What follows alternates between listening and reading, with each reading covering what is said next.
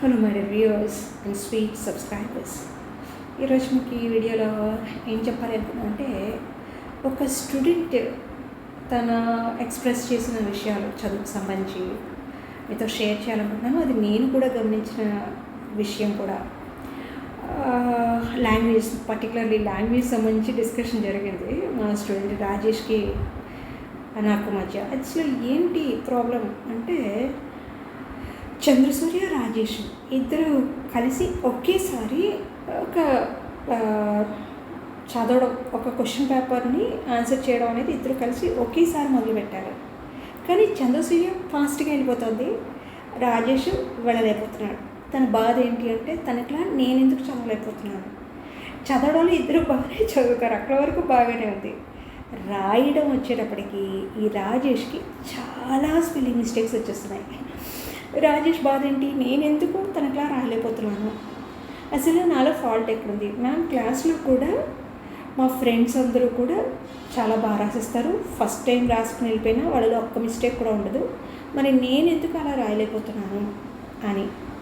అంటే ఫాల్ట్ ఎక్కడ వస్తుంది అంటే, చిన్నప్పుడు పిల్లలకి చదవడం, రాయడం అలవాటు చేయించాలి, అక్కడ ప్రాబ్లం ఉంది. తర్వాత చదివేటప్పుడు ప్రతి అక్షరాన్ని స్పష్టంగా పలుకుతూ చదవాలి.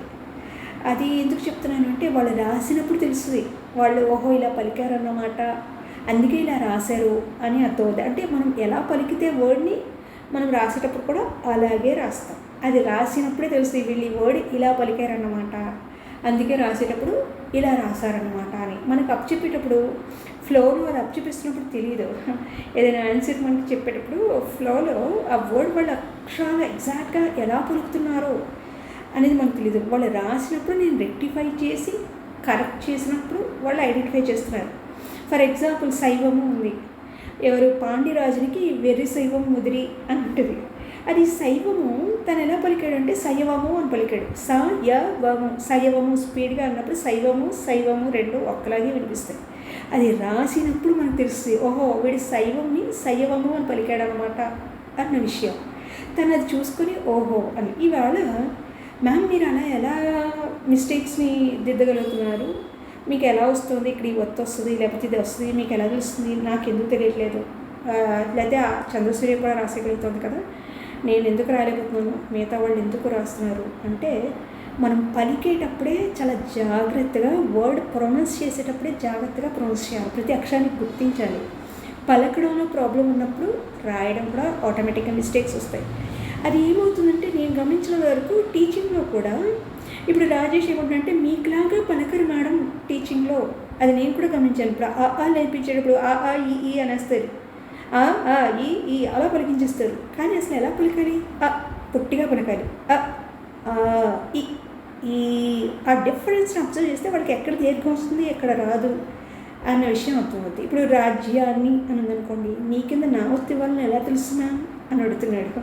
అప్పుడు నేను పలికి చూపించాను, రాజాని, నా ఒత్తి ఇవ్వకపోతే రాజాని, నా ఒత్తిస్తే రాజ్యాన్ని, అలా తెలుస్తుందమ్మా, నువ్వు అక్కడ స్ట్రెస్ ఇచ్చి పలుకుతున్నావు కదా, అప్పుడు ఒత్తు వస్తుంది అని చెప్తే, ఇలా చేయాలి. ఇదా మేడం ఇంత ఇలా ఉందా, ఇప్పుడు నాకు తెలిసింది, ఇప్పటి వరకు అసలు ఈ అక్షరాన్ని ఇలా పలికితే ఎలా రాయగలుగుతాము అన్న విషయం కూడా నాకు ఇప్పటివరకు అసలు తెలియలేదు, ఇలా ఎవరు చెప్పలేదు కూడా. ఆ దీర్ఘాన్ని ఇలా పలకాలి, ఇప్పుడు కొంచెం అర్థమైంది, ఇంటికి వెళ్ళి ఇప్పుడు ఈసారి రాసేటప్పుడు ఇలా పలుకుతాం, మీకు ఇలా చదువుతాను అంటే, వాళ్ళు ఎప్పుడైనా మిస్టేక్స్ రాసినప్పుడు నేను ఆ టైప్లో పలికి చూపిస్తాను అనమాట. ఇప్పుడు సపోజ్ రాజధర్మం ఉంది, రాకి దీర్ఘం ఎవరు వాళ్ళు, రజధర్మమా అని అడుగుతాను నేను. అప్పుడు వాళ్ళు అబ్జర్వ్ చేసి ఓహో కాదు రాజధర్మం కదా అంటారు అనమాట. అలా పలికేటప్పుడే మనం అలా పొట్టిగా పలికి చూపించాలి. అలాగే దిద్దుకునేటప్పుడు కూడా మనకు మిస్టేక్ ఎక్కడొచ్చింది ఐడెంటిఫై చేయాలంటే, ముందు మనం ప్రొనౌన్సియేషన్లోనే ఆ వేరియేషన్ అనేది తెలియాలి, అప్పుడు వాళ్ళు గుర్తుపట్టగలుగుతారు. ఇవన్నీ మీతో ఎందుకు షేర్ చేయాలనిపించింది, ఎందుకంటే చాలామంది ఇదే ప్రాబ్లం, తెలుగులో ఒత్తులు దీర్ఘాలు ప్రాబ్లం ఎక్కడ వస్తుంది అంటే, ప్రొనౌన్సియేషన్లో ప్రాబ్లం ఉన్నప్పుడే రాయడం కూడా ప్రాబ్లం. మీరు ప్రొనౌన్సియేషన్ కరెక్ట్గా పలికినప్పుడు రాయడం కూడా కరెక్ట్గానే రాస్తారు.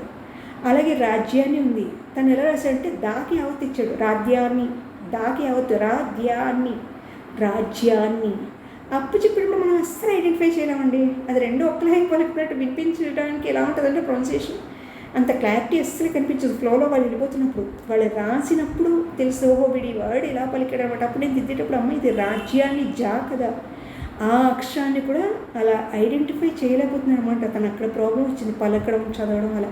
ఇది తన ప్రాబ్లమే కాదు, 80% ఆఫ్ ద స్టూడెంట్స్కి ఈ ప్రాబ్లం ఉంది. ఒక 20% మాత్రమే తప్పులు లేకుండా చదవడం రాయగలగడం చేస్తున్నారు. ప్రథమ రిపోర్ట్ గవర్నమెంట్ ఇచ్చిన దాంట్లో కూడా ఇదే ప్రాబ్లం. బేసిక్ నాలెడ్జ్ అనేది లేదు, క్వాలిటీ ఎడ్యుకేషన్లో క్వాలిటీ మిస్ అయిపోతుంది అనేది గవర్నమెంట్ కూడా చెప్తుంది. అంటే టీచింగ్లోనే మనం నేర్పించేటప్పుడు పిల్లలకి తప్పు వచ్చినప్పుడు దాన్ని పలికి చూపించాలి, అప్పుడే ఇది రెక్టిఫై అవుతుంది. మ్యామ్ మీకు ఎలా వస్తుంది, ఇది దీర్ఘం ఇక్కడ ఉంటుంది ఇక్కడ ఉండదు మీకు ఎలా తెలుస్తుంది? అలాగే ఊ ఉన్నప్పుడు వాకి కొమ్మిచ్చి ఊవా లేకపోతే మామూలు ఊవా నాకు ఇప్పటికీ డౌటే అంటున్నాడు. అది మనం ప్రొనౌన్సియేషన్లో చూపించినప్పుడు లేకపోతే టెక్స్ట్ బుక్ రీడింగ్ చేయించినప్పుడు మాత్రమే వస్తాయి.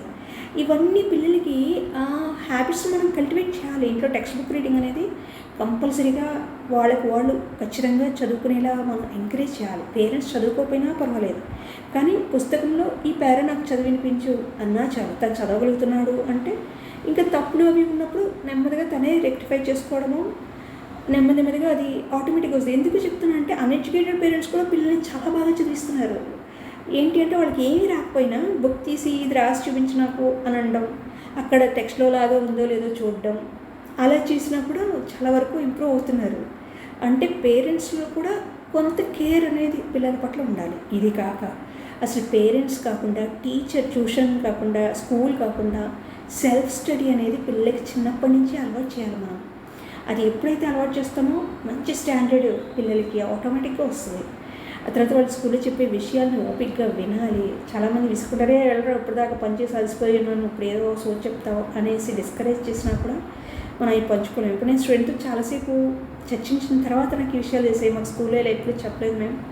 నిజమే, అది క్లాస్లో కూడా బేసిక్ ఎల్కేజీ యూకేజీలో నేర్పించేటప్పుడు కూడా ఆ ప్రొనౌన్సియేషన్ దీర్ఘం లేనివి పొట్టిగా పలకాలి, దీర్ఘం అనేవి ఆ దీర్ఘం లేనిది ఆ వేరియేషన్ గమనించేటట్టుగా చేయగలగాలి. అలా చేసినప్పుడు వాళ్ళు ఖచ్చితంగా రెక్టిఫై అవుతారు, లాంగ్వేజెస్ ముఖ్యంగా.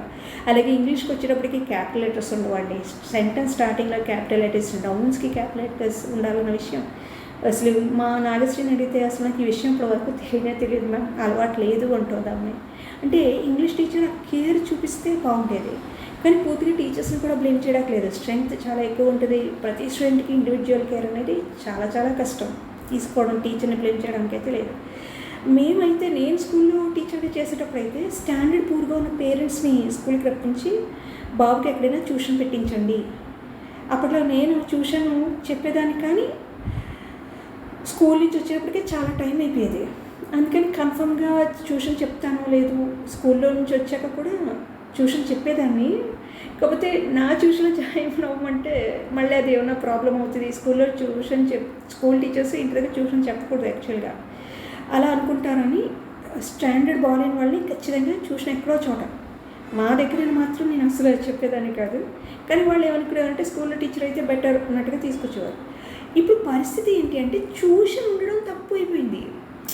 ఎంతో మంచి స్కూల్, భాష్యం లేకపోతే ప్రగతి లాంటి స్కూల్స్లో మంచి స్కూల్స్లో జాయిన్ అయిన తర్వాత మళ్ళీ ట్యూషన్ ఏంటి అంటే ట్యూషన్ ఉండకూడదు ఇంత మంచి స్టాండర్డ్ ఉన్న స్కూల్లో అనేది వాళ్ళ అభిప్రాయం కాదు. ఎంత మంచి స్కూల్ అయినా పిల్లలకి ఒక్కసారి వెనుకబడిన పిల్లలకి ఇండివిజువల్ కేర్ అనేది అవసరం. అప్పుడు ఖచ్చితంగా వాళ్ళకి ట్యూషన్ అవసరం. అసలు స్కూల్ టీచర్సే చెప్పాలి, బాబుకి ట్యూషన్ పెట్టించండి, స్టాండర్డ్ పూర్గా ఉంది ఇంప్రూవ్ అవడానికి. కానీ ట్యూషన్ పెట్టిస్తే అదేదో తప్పులేరా, క్రెడిట్ ట్యూషన్కి వెళ్ళిపోతుంది. అసలు అదేంటండి, ఒక స్టూడెంట్ మంచి మార్క్స్ తెచ్చుకున్నాడు అంటే పూర్తిగా ట్యూషన్ గొప్ప కాదు, అలాగే పూర్తిగా స్కూల్లో గొప్ప కాదు. అలాగే ఈ రెండింటి వల్లే వచ్చేసే మార్క్స్ని కూడా అనలేము. స్టూడెంట్ యొక్క హార్డ్ వర్క్ కూడా ఉంటుంది, తన సెల్ఫ్ స్టడీ కూడా ఉంటుంది. ఈ మూడు కలిస్తే స్టూడెంట్ యొక్క self study, school plus tuition, ఈ మూడు కలిపితేనే ఆ మంచి స్కోర్ పిల్లవాడికి వస్తుంది. అంతేగాని పూర్తిగా ట్యూషన్ క్రెడిట్ లేకపోతే పూర్తిగా స్కూల్ది క్రెడిట్ లేకపోతే పూర్తిగా మేమిద్దరమే స్కూలు ట్యూషన్ వల్లే వచ్చేసేయలేదు. పిల్లలు వాళ్ళంతా వాళ్ళు నేర్చుకునేది, గ్రహించేది సెల్ఫ్ స్టడీ కూడా ఉంటుంది. ఇవన్నీ కలిస్తేనే ఆ చైల్డ్కి వచ్చే మార్క్స్. ఇది ఇలా అంటున్నారు. ఇప్పుడు ఏమవుతుందంటే మంచి స్కూల్స్, ఇంత మంచి స్కూల్ ఉన్న తర్వాత మళ్ళీ ట్యూషన్ ఏంటి, మీరు ట్యూషన్కి ఎక్కడికి పంపకండి, టైం వేస్ట్ అయిపోతుంది, పిల్లలు మళ్ళీ ట్యూషన్ వద్దు ఎందుకంటే స్కూల్ విషయాలు తెలిసిపోతాయని కొంత మేము అది చెప్తాం కదా, ఇది బాగాలేదు, ఇది తప్పు, ఇలా నేర్పించారా, లేకపోతే ఇక్కడ ఈ నాలెడ్జ్లో ఇది పూర్, ఇది తప్పు అని మేము ఏమన్నా చూస్తామేమో అని. అసలు ప్రతి పిల్లలకి 6th నుంచి 10th వరకు ఉండే పిల్లలకి నా సజెషన్ ఏంటంటే, వేసవి కాలం సెలవులు ఇచ్చినప్పుడు సమ్మర్ హాలిడేస్లో పిల్లల్ని ఇంగ్లీషు, తెలుగు, హిందీ ఈ 3 1 గంట కాపీ రాయించాలి. చూచి రాత అంటాం కదా, చూసి రాయడం, చూచి రాత రాయించాలి. అలాగే టేబుల్స్ 2 to 20 వరకు 20s వరకు టేబుల్స్ చదవాలి. ఇది మా నాన్నగారు మాకు సెలవులు ఇచ్చినప్పుడల్లా చేయించేవారు. అందువల్ల మాకు మంచిగా లాంగ్వేజ్లో కొంచెం ఇది ఉంది. అలా మిగతా బుక్స్ ఒకటి చదివిస్తూ ఉండేవారు. మా అదృష్టం ఏంటంటే ఇంట్లో రకరకాల బుక్స్ ఉండేవి. రీడర్స్ డైజెస్ట్ అని, లేకపోతే చిల్డ్రన్స్ డైజెస్ట్, భవన్స్ జర్నల్, నాన్నగారు ఆర్టికల్స్ అయితే భవన్స్ జర్నల్ అనే బుక్లో కూడా ప్రింట్ అయ్యాయి. అలాంటి మంచి మంచి బుక్స్ చదివేవాళ్ళు. దానివల్ల మంచి లాంగ్వేజ్, మంచి నాలెడ్జ్ వస్తుంది అన్నమాట. క్వాలిటీ ఆఫ్ ఎడ్యుకేషన్ వస్తుంది. ఇప్పుడు పిల్లలు దేనికి టైం లేదు. స్కూల్లో వర్క్స్ చేయడానికి టైం ఉండదు, ట్యూషన్ వర్క్స్ చేయడానికి టైం ఉండదు, దేనికి టైం లేదు.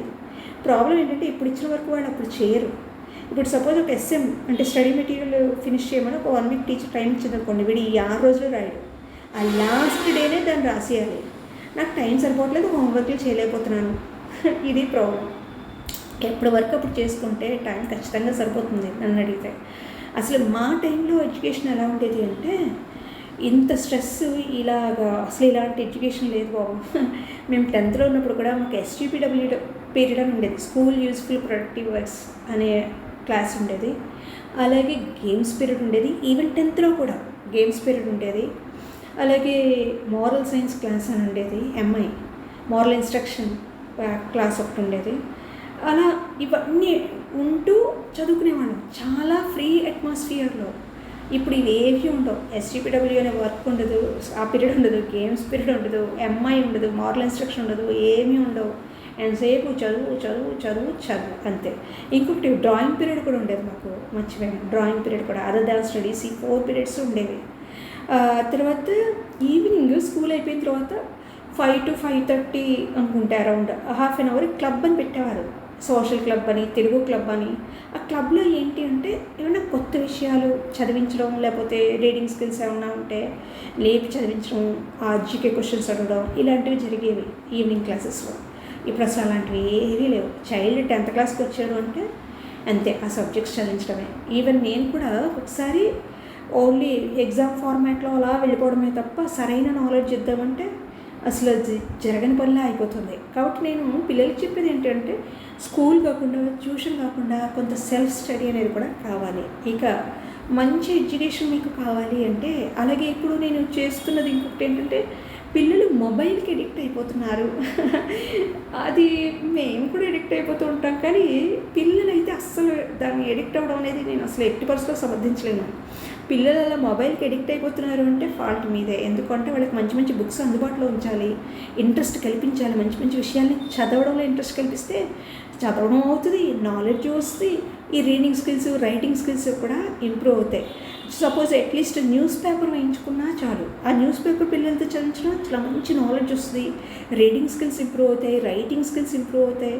అలా అందులో ఏదన్నా ఒక పారాగ్రాఫ్ రాయమంటాం చూచి, అలా అది చూచి రాదు, కాపీ రైటింగ్గా అలా చేయించి, ఇలా కొంత కేర్ అనేది ఉంటే తప్పకుండా పిల్లలు ఇంప్రూవ్ అవుతారు, స్టాండర్డ్స్ బాగుంటాయి అని నా ఉద్దేశం.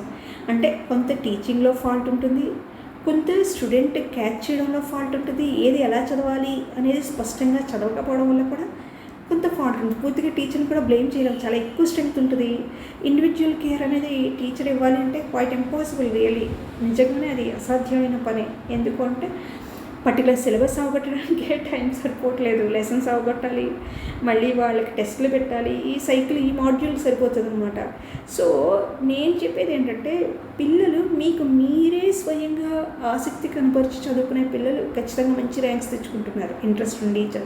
కొంతమంది పిల్లలకి ఇంట్రెస్ట్ ఉన్నా వెనకాల చెప్పేవాళ్ళు ఉండట్లేదు, అలా చదివించేవాళ్ళు ఉండట్లేదు. ఇది చాలామంది పిల్లల ప్రాబ్లం, అది కూడా కొంత అవుతుంది. ఆ తర్వాత పేరెంట్స్ పిల్లల్ని సరిగ్గా అర్థం చేసుకోలేకపోవడం, వాళ్ళకి ఎలా చదవాలని వస్తుందో అలా లేకుండా ఇలా ఇప్పుడే చదువు, సపోజ్ తెల్లవారుజాము చదివితే చాలా మంచిది అంటారు, కానీ మ్యాక్సిమం పిల్లలు నైట్ చదివేసి పడుకోవడానికి ఇష్టపడతారు. వాళ్ళు అప్పుడు చదివేశాక కూడా మీరు మళ్ళీ తెల్లవారుజాము లేచి చదువు, నువ్వు 10th క్లాస్కి వచ్చేసావు కదా చదువు అంటే ప్రాపర్ స్లీపింగ్ అవర్స్ అనేవి కూడా చాలా చాలా ఇంపార్టెంట్. అందుకని పిల్లల్ని చదువుకోమని ఎంకరేజ్ చేయాలి, కానీ మీ వే ఏది ఉందో అది వాళ్ళ మీద రుద్దేయాలని చూడకూడదు. మీ థాట్స్ని ఇలా చెప్తూ చాలానే వచ్చేస్తాయి. కాబట్టి పిల్లల దగ్గర కూర్చుని వాళ్ళతో చర్చించి అడిగి అలా ప్రొసీడ్ అయితే చాలా బాగుంటుంది. ఆ తర్వాత ఇంట్లో కూడా మంచి హోమ్లీ అట్మాస్ఫియర్ ఉండాలి. పేరెంట్స్ దెబ్బలు ఆడుకోవడం కానీ, లేకపోతే అదే ఒకలాంటి పీస్ఫుల్ అట్మాస్ఫియర్ ఇవ్వగలిగినా కూడా చాలా బాగుంటుంది.